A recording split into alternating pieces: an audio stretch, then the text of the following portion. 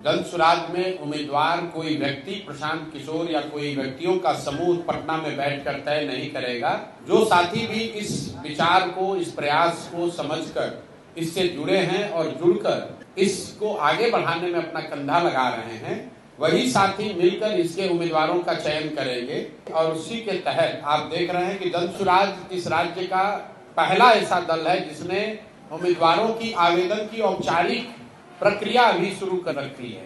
12,000 के आसपास लोगों ने आवेदन दिया है बाकायदा फीस भरकर, और लोगों को ये अनुमति दी गई है कि जिन्होंने भी आवेदन की प्रक्रिया पूरी कर ली है वो अपना नाम, अपना कार्यक्रम, अपना प्रोफाइल संभावित उम्मीदवार के तौर पर अपने क्षेत्र में वो प्रचारित कर सकते हैं। और अब जनसुराज की जो केंद्रीय चुनाव समिति है उस व्यवस्था के तहत अगले 4-5 महीनों में उन सभी साथियों का जो अपने आप को संभावित उम्मीदवार बता रहे हैं या जिन्होंने आवेदन दिया है उनका मूल्यांकन होगा।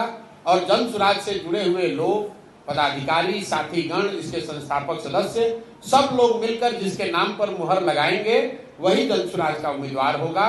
उसमें कोई धन बल का प्रयोग नहीं, कोई अंडर द टेबल डीलिंग नहीं। जनसुराज में कोई आपको नहीं कह सकता है कि हमने पैसे के आधार पर टिकट ले गया या पैरवी से टिकट ले गया।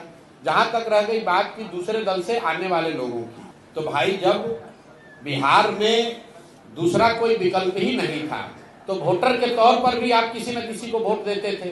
बहुत सारे अच्छे लोग जो राजनीति करना चाहते हैं वो बेहतर विकल्प के अभाव में किसी दल के साथ थे। अगर वो आज हम लोग के साथ जुड़ रहे हैं तो उस पर प्रतिबंध नहीं लग सकता है।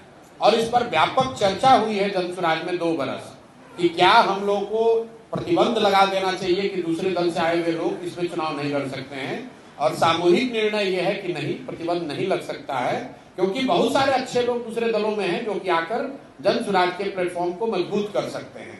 लेकिन जो बात मैंने कही है कि बिहार में कोई 1200-1250 परिवार के लोग ही पिछले 30-35 वर्ष में सांसद विधायक बने हैं, उसको ध्यान में रखते हुए ये तय किया गया है कि ज्यादातर कैंडिडेट जो चुनाव लड़ेंगे वो राजनीतिक पृष्ठभूमि वाले ऐसे लोग नहीं होंगे जो पहले से जिनके परिवार या उनके परिवार के सदस्यगण चुनाव लड़ते रहे हैं।